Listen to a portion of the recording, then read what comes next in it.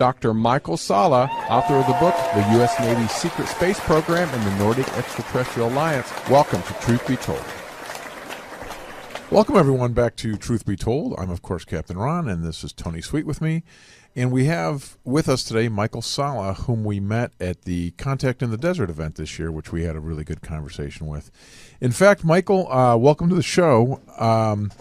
We would like to start off, if we could, to pick up on the conversation that you had with Tony and I at Contact, which was talking about the new discoveries in Antarctica, where it's possibly either a Nazi base or possibly an alien base. You want to tell us a little bit about what's going on in Antarctica?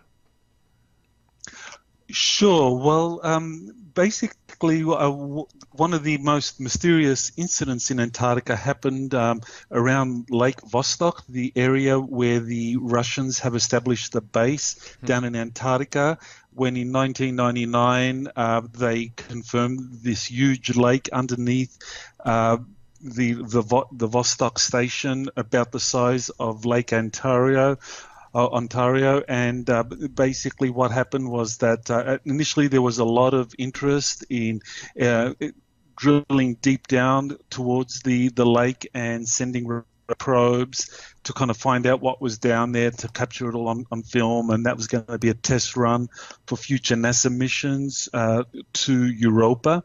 But then they found that there was this huge magnetic anomaly down there, and the cover story was that this was actually just a feature of the geology down there, some sort of geological process that led to this magnetic anomaly. But the magnetic anomaly is consistent with basically a 50-mile wide city, a metropolis down there. Wow. That was discovered. And so basically then the narrative shifted, NASA's narrative shifted, that now, due to environmental concerns, they weren't going to drill down there, they weren't going to send robotic probes, but instead it went covert.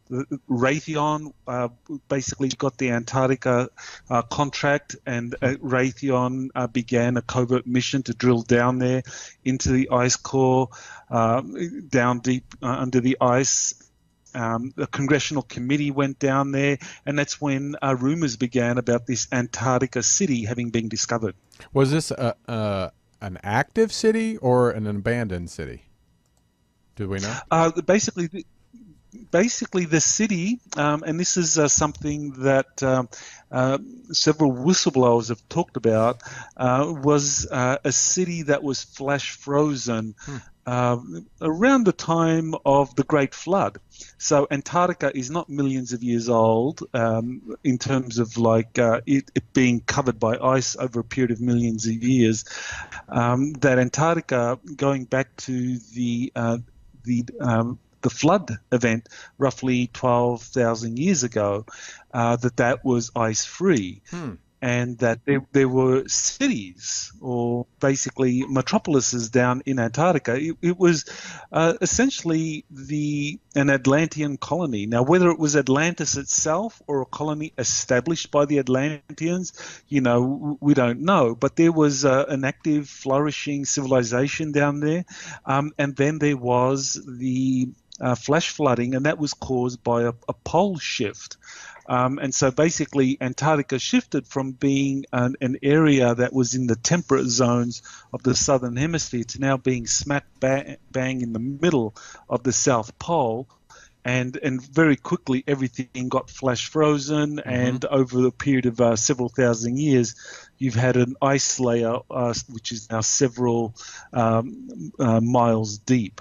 Now that makes perfect sense to me, Tony, that you would think before the pole shifted that why wouldn't there be people living there? If it was a temperate climate, humans would naturally migrate there. Right. And I'm curious too, this is going to the climate change, and the scientists that and many of the people around the world saying, fight against the climate change. That now I can see if a lot of the governments already know this exists, they don't want it to change. So this might be one of the reasons. Well, why couldn't they be primitive cities though? I mean, does it have to be an advanced civilization down there? Couldn't it just be a primitive city? How do we know that it's advanced? Well, there's several reasons for it actually being an advanced city. First of all, there's Plato's dialogues, where he talks about this advanced city called Atlantis, describing some of its features. Then you have the Egyptian temples, like the Temple of Abydos, showing basically what appear to be jet craft and spacecraft and what would appear to be modern submarines that were part of the Temple of Abydos, that is several thousand years old, which again shows an advanced culture. Basically, and then you have different kind of histories or different narratives from various cultures talking about humanity going through a golden age, into a silver age and a bronze age, so forth. So the ancients knew that there were a time in our history where technology was much more advanced than anything that the ancient Greeks and the ancient Romans had. And so this makes it perfectly feasible that Atlantis, or what's down in Antarctica, was once a very advanced city that was kind of like very quickly flash frozen in a pole shift event. So you were saying, who was the first to discover this again? Just to recap, just so we know.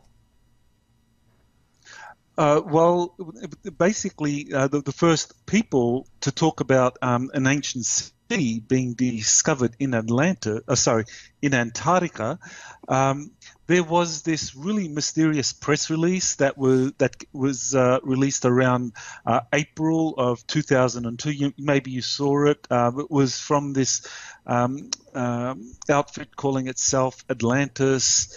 I think Atlantis Rising. Well, that was the book that was created. Right. Atlantis Media, I believe it was. And they put out a press release saying that there was a television crew sent down there to Antarctica, that they filmed the discovery of an ancient city, and that the crew was then detained by the US Navy. The film was confiscated and the crew hasn't been released.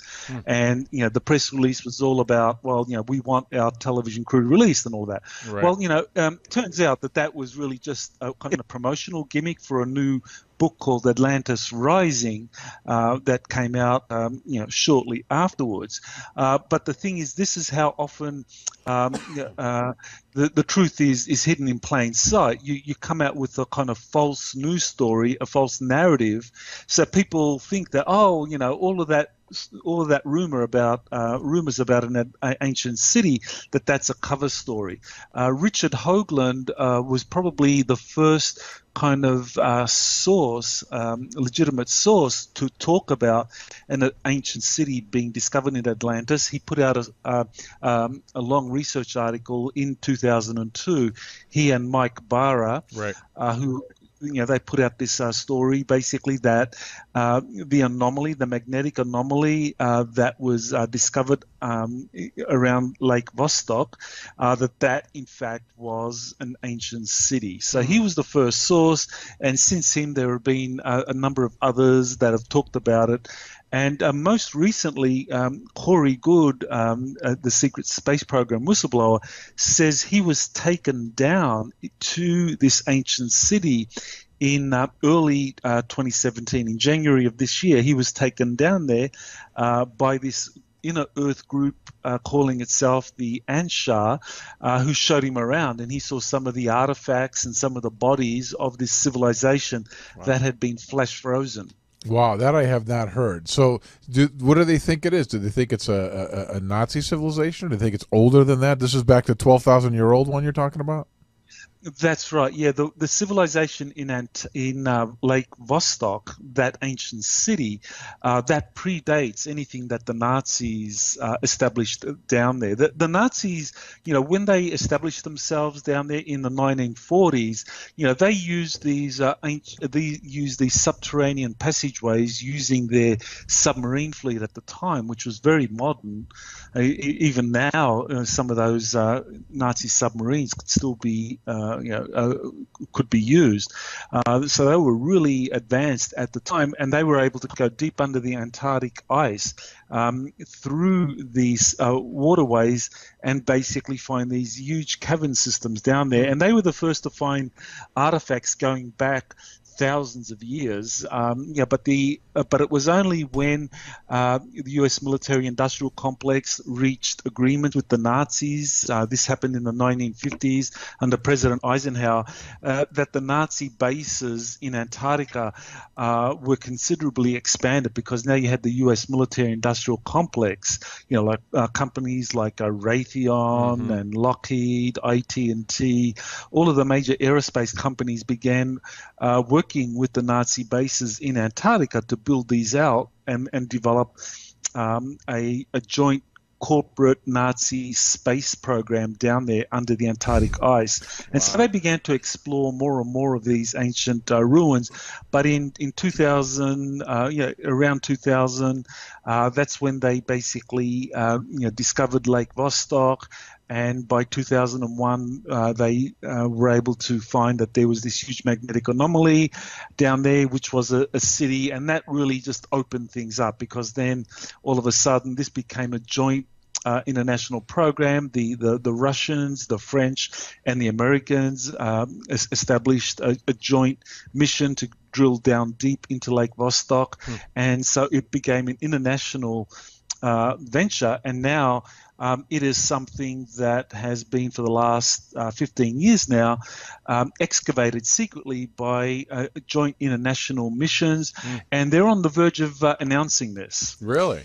Tony, you've got to put this together as a script. You got Nazis driving around secret tunnels underneath Antarctica ice, finding ancient civilizations. I mean, that's a script right there. That is man. a script. It'll be a Hollywood Do you movie. really think that they would release this to the public at all? I mean, if there's any truth to this, there's no way they're going to announce this, right? Well, they are on the verge of announcing this. I mean, this is the Really? reason why in 2016 you had so many VIPs going down to Antarctica. You had Buzz Aldrin, John Kerry, you had the Russian Patriarch, Australia's Governor General, a lot of VIPs. You actually had even Newt Gingrich going down there. That's something a lot of people don't know. Newt Gingrich went down there in January of this year as Donald Trump's emissary to find out what is going on down in Antarctica. So come this Antarctic summer, we're talking about December of 2017, January 2018. We are very likely going to see some kind of an announcement. It's very much a possibility. That would be awesome. So once they announce this, what's it going to change? I know this could be just a new discovery, because it's not, we're discovering new civilizations all the time, or a new pyramid all the time. So what is this going to change our view on? Well, this announcement is something that basically will allow those in charge of the secret space programs, especially what's been discovered in Antarctica, to control the narrative, because no one has easy access to Antarctica. Right. So basically, what they can do is just control the narrative about what kind of ancient technologies exist. Whether or not there were civilizations built in Antarctica, the existence of pole shifts. Right there, you're going to have something that'll rock the foundations of Western science. That pole shifts are something real that have occurred in the past. That there were these ancient civilizations built in Antarctica, and then they can kind of roll out things at their own pace in terms of some of the technologies found in Antarctica are revolutionary technologies, things like free energy, kind of advanced health healing modalities. That they can roll out things in their own pace, and eventually there'll be some sort of announcement concerning the role of extraterrestrials in developing a civilization in the past. So this, I think, is all going to be part of the disclosures that we're going to see coming out of Antarctica, and that'll be a great segue for them to then go to the next level, which is to say that, well, by the way, the U.S. Air Force has developed its own secret space program. We have space stations orbiting around 200 to 300 miles in the around the Earth that are far more advanced than the International Space Station, anti-gravity TR-3B vehicles that service these space stations. So they'll be able to kind of like unfold that. You think they're going to admit that to the public? I think that that's exactly what they plan to do. I think that there's some kind of timetable here in terms of revealing things. You know, there are certain dynamics as to why this has to be revealed now. But you know, according to the sources that I've been working with, they're going to high gear. And you know, we see this with you know, what's been happening with Antarctica. Just the number of people who've been going down there, high-level dignitaries coming back. You know, these people are being briefed. And then we also have information about the U.S. Air Force secret space program. I mean, you have two retired Air Force generals going on the public record about the Air Force having a secret space program. They've been working with Tom DeLonge, the famous rock star, and this is something that was actually released in the WikiLeaks releases of the John Podesta emails, where they were talking about the Air Force secret space program. So this is something that is being slowly rolled out, and people are being encouraged to come forward and reveal the information. I actually posted an article just this morning about someone who is working with a covert operative out of MacDill Air Force Base down there in Tampa, Florida. And my source down there took photos of a TR-3B flying over MacDill Air Force Base in broad daylight, and the photos are there on my website. You see the TR-3B, clearly a triangular vehicle, and then you see it powering up where the circular ring where the plasma, the high energy and pressurized plasma circulates, creating this kind of energy pulse, and you see this triangular craft then surrounded by a circular beam of light before it shoots off up into the upper atmosphere. So there are 6 photos there on my website, and people can see it right there. So my source down there is being encouraged to come forward with this information. Doctor, before we get off of Antarctica, what is your take on the UFO or alien presence in Antarctica? Do you feel that there's something there? Because I know you feel that our governments are tied in with the extraterrestrials. Do you think it has something to do with Antarctica?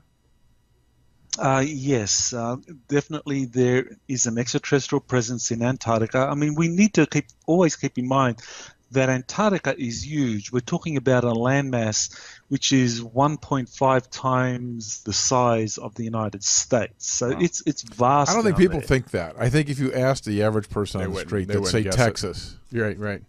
Yeah. Right. So we're talking about a landmass down there that is huge. Yeah. So you have the Nazis that established bases up in New Schwabenland.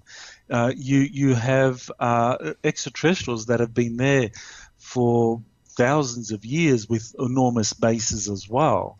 And then you have more recently bases that have been jointly developed by the U.S. military-industrial complex with the Nazis as a result of secret agreements reached during the Eisenhower administration.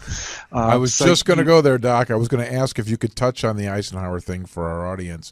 I'm sure most of us are familiar with that story about how Eisenhower, don't you think like 500 people witnessed him seeing an alien or whatever, or at least having that meeting? Well, that's right. There were 2 covered meetings or known meetings. One at Edwards Air Force Base in 1954, February of 1954, and another one in February of 1955 at Holloman Air Force Base. And the Holloman Air Force Base meeting, that was the one where agreements were reached with this Nazi extraterrestrial alliance. And from that moment on, basically, the U.S. military-industrial complex began working full-time with the Nazis based in Antarctica. So you had Operation Paperclip going into overdrive, where all of a sudden these Nazi scientists were given high-level security clearances into the military-industrial complex. They got senior positions leading these programs, and this was a result of this full-blown cooperation between the Nazis and the Eisenhower administration. And part of this cooperation meant that all of the facilities that were in Antarctica that had been established by the Nazis, these increased dramatically. The US used Operation Deep Freeze as the cover for sending enormous resources down into Antarctica.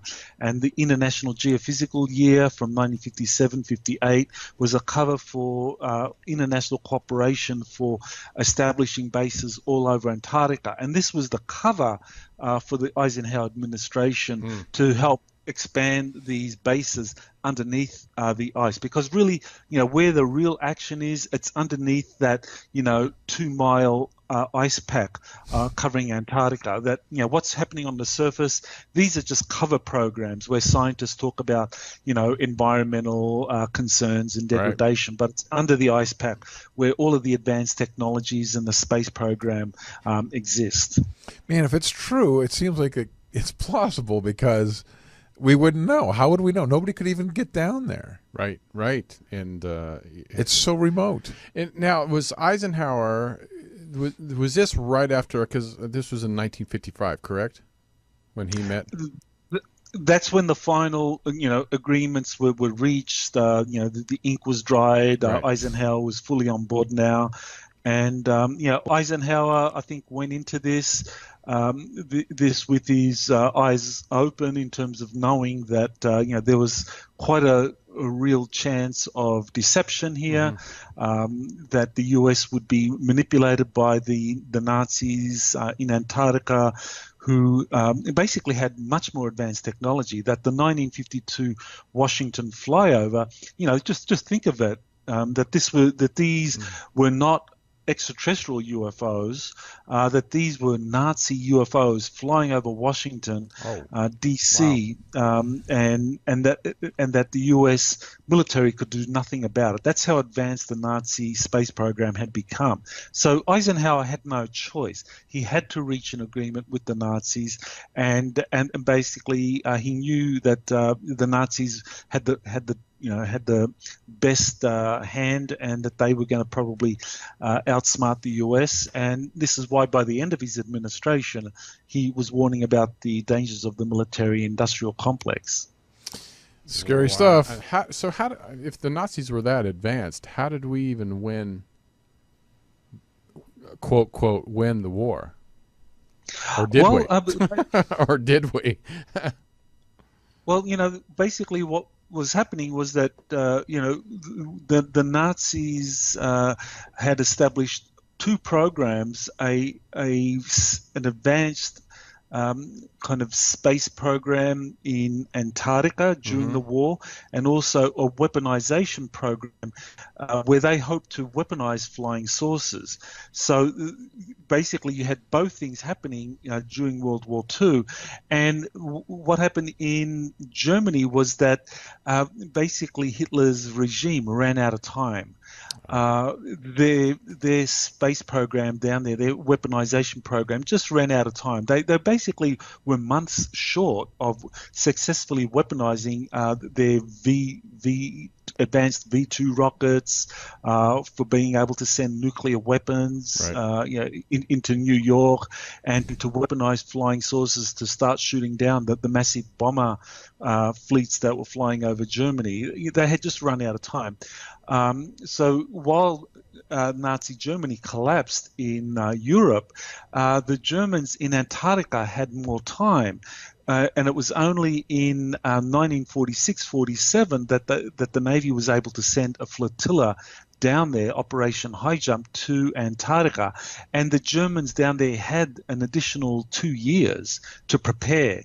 And basically they had now weaponized the flying saucers, so that they had flying saucers that could basically use laser cannons against the ships and the aircraft that Admiral Byrd had at his disposal. So basically that was the first engagement after the Second World War, where the German redoubt in Antarctica proved that Nazi Germany had successfully relocated and was able to resume and exert its military power out of Antarctica. Hold on, it's interesting, Doctor, that you said that was like 46, 47 where they got the flying saucers weaponized. Roswell was 47. Right. So that seems like to really sync up there. Does that tie in, do you think? Well, that's right. In 47, where you had all of these waves of flying saucers sightings over the US, that some of these, I'm not saying all of them, but some of these were actually part of this Nazi space program. And certainly, there are many incidents. I mean, we have the 1952 Washington flyover. We have incidents of a Nazi UFO basically being involved in the Betty and Barney Hill case. The initial description by Barney Hill of that 1961 abduction, he actually talked about these blonde Nazi-looking people in trench coats on the flying saucers. And that eventually kind of got filtered out, but you had it there. Then there were other stories. I believe 1964 there was a Nazi UFO landing in Hawaii. So again, just many stories, many rumors of the Nazis continuing to operate. But yes, they were able to weaponize their flying saucers in time, so that then they were able to continue with establishing what is now the Fourth Reich, because the agreement with Eisenhower in 1955 enabled the Fourth Reich to emerge not as a world empire, but as a kind of global economic force with a secret space program operating out of Antarctica. Well, if you guys are just tuning in, we're talking to Dr. Michael Sala. He wrote the book, many books, but we're kind of touching on the book, the U.S. Navy's Secret Space Program and Nordic Extraterrestrial Alliance. We've touched on some great subjects here today, and but we're going to take just a 30-second break. We got to pay some bills. So when we come back, we have a lot more questions, and if you guys are in the chat room, please leave some questions. We'd love to ask directly from you. So you feel that possibly those haven't been released because of something in there could be written about UFOs or extraterrestrials or anything like that? Well, the Dead Sea Scrolls, I mean, these things that refer to ancient cultures and some kind of reference to advanced technologies that the ancients were using. So, some of this was because of the gods or the fallen angels, or these beings that actually help human civilization take off. So, the Dead Sea Scrolls probably talk at length about some of that, and I think maybe that's why the kind of the science community or the religious theological community has been so slow in releasing these into the public. We talked the other day about the Marilyn Monroe case. We had Professor Fetzer in here, and we were talking about what's his name? Stephen Greer mentioned that he thought that perhaps she was taken out because of her releasing UFO knowledge. Do you think there's anything involved with JFK and the UFO stuff as well? Oh, definitely. Yeah, I think JFK, he was someone that was very knowledgeable about the whole Nazi connection to secret space programs and the UFO issue, because he was down there in Germany immediately after the Second World War as a guest of James Forrestal, who was the Secretary of the Navy. So Kennedy was given a tour of some of the captured Nazi technologies and given an idea of what the Navy was prioritizing in terms of developing some of these technologies for a future Navy space program. Wow, scary stuff. That is scary stuff. And do you feel that JFK and his family, because do you think Robert Kennedy also had knowledge of this, and maybe that was another reason, because he was running for president, that would give him more of power to release this information, or do you think that was just a isolated incident? No, I think both Robert and John F. Kennedy, they both knew about what was really going on in terms of these secret agreements between the U.S. and the Germans out of Antarctica. The thing to keep in mind is that both Kennedy's father, Joe Kennedy, he actually was a supporter and admirer of the Nazi regime. He actually had donated to the Nazi cause. And I think that Joe Kennedy, that he was the reason, one of the factors clearly, people know that he had mob connections and that this was a critical aspect of John F. Kennedy winning the presidential election.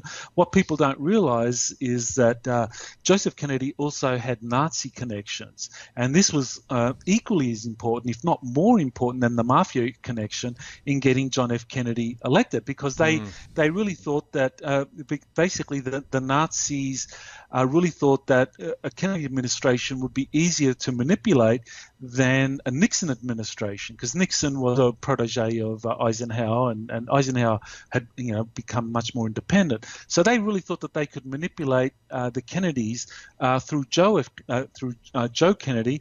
But soon after Kennedy won the presidential election, Joe Kennedy suffered a stroke, and so he was basically unable to steer the Kennedy administration in the direction that the Nazis and the mafia wanted, and that's when the problems really began for John F. Kennedy. It's such a tangled web, just like we talked about the other day with JFK. That there's just so many things there.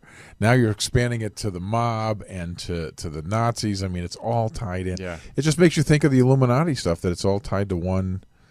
Somebody else is in control, kind of a thing. Well, right? I think I talked to last week to Standeo, and he was talking about, he's a former FBI informant, and he was talking about the Nordics, and he feels the same way about you. And could you tell the audience your take on, because I know there's not just one or two different species of aliens, at least that have come here and that are present on our planet.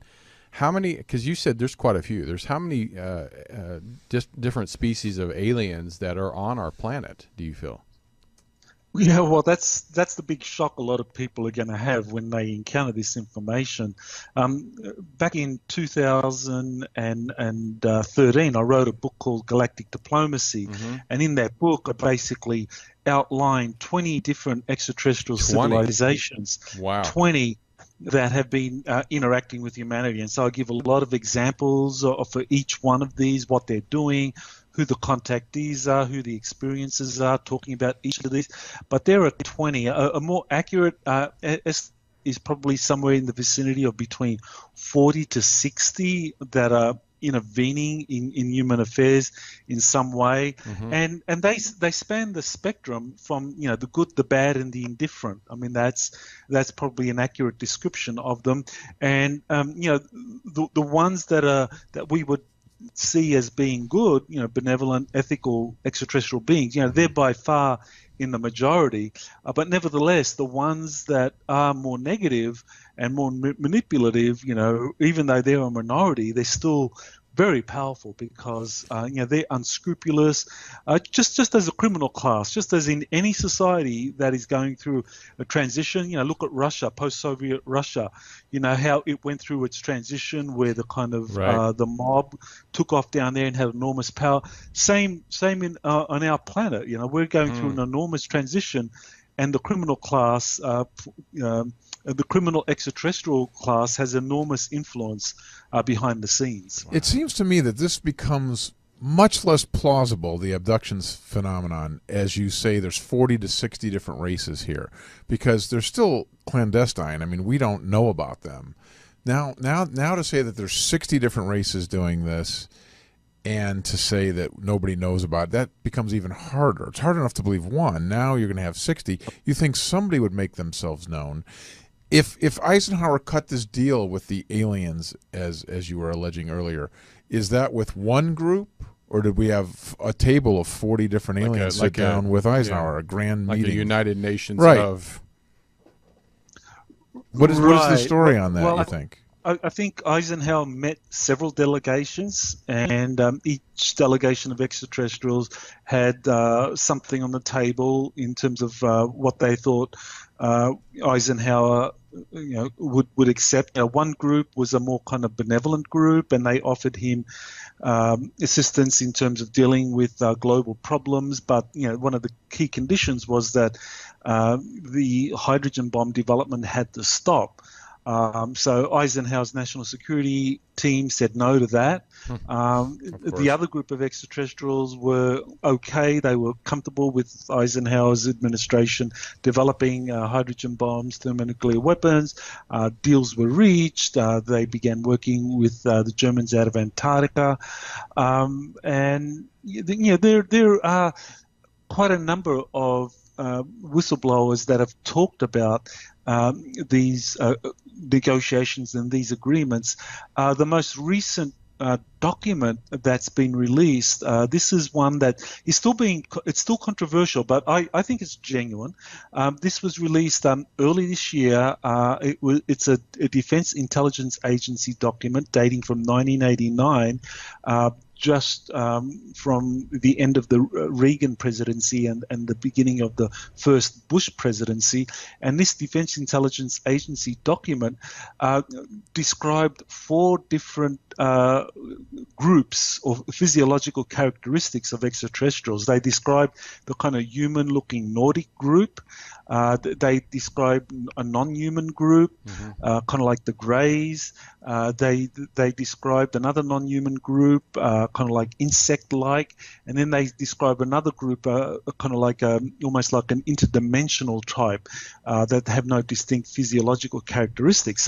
So this is an Air Force document that was put together in 1989, and that was recently leaked, talking about 4 different groups, and that Eisenhower had been conducting negotiations with these groups. Now, this is a document that it gets a lot of controversy. People believe it's an outright fraud. Others believe it's genuine. I think it can be both. I think you can have genuine elements in there talking about these diplomatic meetings that the Eisenhower administration had been conducting with different extraterrestrial groups. But at the same time, there can be disinformation in there in order to maintain plausible deniability. So, but I believe that the document has enough elements of truth in there that we need to take it seriously, but it is a document that the Defense Intelligence Agency compiled back in 1989 that talks about some of these diplomatic meetings that Eisenhower had been conducting. What do you think he negotiated there? Do you think he allowed human abduction for technology, that kind of a thing? That was part of it, yes, that agreements were reached where people would be taken and that they would be experimented on and then returned unharmed with their memories wiped. That seems to be one of the conditions for these agreements. And it kind of helps explain the abduction phenomenon, because estimates are that 2 to 3% of the American population have been abducted. So we're talking anywhere from 6 million to nearly 10 million Americans being abducted. It's insane. But most of them don't remember because their memories are wiped. But a few do remember, and they're the ones that we read about in the abduction literature. I'm curious because Eisenhower met with the aliens. So was this the first president due to the Nazis bringing this to the forefront. Was this the first president to meet face-to-face with aliens? Because, I mean, if they've been here for millions of years, we've had, a lot of presidents before that have been running our country. So was it the Nazis that actually brought the alien meetings to the forefront? And then I'm curious on, how did the Nazis find this information? I think what happened with Nazi Germany is really a key to understanding the dynamics of what happened afterwards, because essentially, according to the sources that I've been working with, and this is very recently William Tompkins, who actually worked in a covert espionage mission for the Navy during World War II. He said that the Navy learned from its covert operatives in Nazi Germany that the Germans, or Hitler's regime, had reached an agreement with with a reptilian-looking group of extraterrestrials who were giving the Nazis advanced technologies for development for the war effort. Obviously, this was something that the U.S. Navy at the time would have been very concerned about. Whether it was true or not, and whether extraterrestrials were helping the Nazis.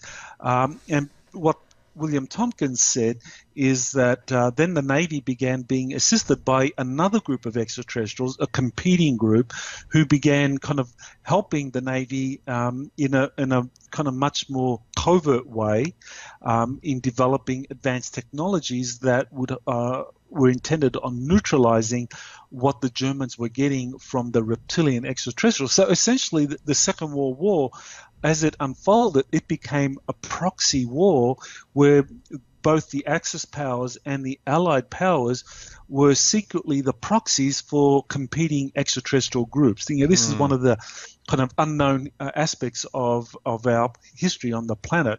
But this is one of the things that officially was known to the Roosevelt administration, and then later on by the Truman and then Eisenhower administrations. It feels like their technology would be so vastly beyond ours that it would be silly to even, trade technology. It just seems like them giving us technology. Theirs is, even how they get here must be so beyond anything we have. It's hard to kind of comprehend that they would offer. It'd be like offering us something very simple from their standpoint. Advanced technology to us, to them, must be nothing. This is where we really kind of need to go into the history of how all this unfolded. But essentially, the level of technological development in the early 20th century had reached a sufficient level where all of a sudden, we could make a quantum leap from a kind of insular planetary society into a galactic civilization. We had people like Nikola Tesla, Thomas Townsend Brown, Hans Kolmer in Germany, and others that were developing free energy devices, that were pioneering kind of teleportation technologies, the Philadelphia experiment. All of these things were happening in the 1920s and 30s. Right. So even though it might seem to us on the surface that, why would advanced cultures thousands of years ahead, make contact and want to trade with us? The thing was, at the early 20th century, we had made a profound breakthrough, and that we were making that transition into a galactic culture. And so this is when the galactics really paid attention. And in fact, this Defense Intelligence Agency document, it actually pinpoints, it actually says that we became of interest to the galactics when Nikola Tesla and Marconi basically were able to develop kind of weapons technologies. Tesla in particular were able to develop weapons technology that used the Earth's kind of magnetic field to send energy into space. So this is how Tesla and Marconi, when they began to transmit radio waves into outer space, like the Tesla Tower at Wardenclyffe, Tesla didn't realize it, but he had actually developed an advanced advanced weapons technology, because he was tapping into the Earth's magnetic field in order to send these powerful radio waves out into deep space. Wow. So the galactics began to respond to that. So that's when you have Tesla and Marconi saying, hey, we're starting to get radio transmission from extraterrestrial civilizations here. No one believed them at the time, but in fact, that's exactly what was happening. And this Defense Intelligence Agency document says that it was in those communications that had been established by Tesla and then Marconi, that's when the galactics began communicating with humanity, and that shortly afterwards, that's when the galactics sent their spacecraft out here to begin formally interacting with Earth governments and citizens. That was in the news just in the last 48 hours, if you Google this, that we've recently heard other radio transmissions. I saw that. Did you see that? Yeah, I saw that. So there you go. It's going to come back, Doc. Doc, we're running out of time, and it's a shame because everything you go into is very, very thorough and wonderful. I wanted to ask you one more thing. Do you feel that the MJ-12 documents are authentic? I do. I think that this was a way in which insiders could reveal a lot of the truth about what's been happening behind the scenes, but do it in a way which maintains plausible deniability. Because I think this is one of the things we need to remember, that there are a lot of people within the system that do want the truth to come out, but there are those that don't want it. So a compromise was reached, and that compromise involved the truth being revealed through whistleblowers and through these leaked documents where people could know what was going on, but it was done in a way that maintained plausible deniability, because these leaked documents have not been authenticated by any government departments or military departments, but yet the research that's been done on them by document authenticators like Dr. Robert Wood and Stanton Friedman and others show that these documents, some of them at least, are absolutely authentic. It makes so much sense to me too that that's what we would do if this was going on. Right. We would form this thing of this think tank of these high-end guys that would know about that stuff. Well, I mean, this hour flew by. Sure did. And once again, that you have blown our minds and gave some great information. We hope our listeners enjoyed and viewers enjoy. Go to exopolitics.org, and I see you update all the time new information, articles that people can enjoy on a daily basis. So, again, thank you so much, Dr. Sala, for joining us. We really appreciate you doing this again. And anything coming up, new book coming out? You going to be at any other events that people can come see you at? Sure. I'm working on a new book which is going to be focusing on Antarctica, the secret history of Antarctica right up into the present day. So I'm going to have a lot of information in there that kind of expands on what I've been talking about. I'm regularly updating people through the exopolitics.org website, and I encourage listeners to just take a look at this most recent article about the TR-3B vehicle that was captured over MacDill Air Force Base, because I think that this is part of the slow release of this U.S. Air Force secret space program. Nice. Well, very cool. Thank you guys for tuning in. We really appreciate you. And please subscribe to our YouTube channel and iHeart and wherever else you can find us.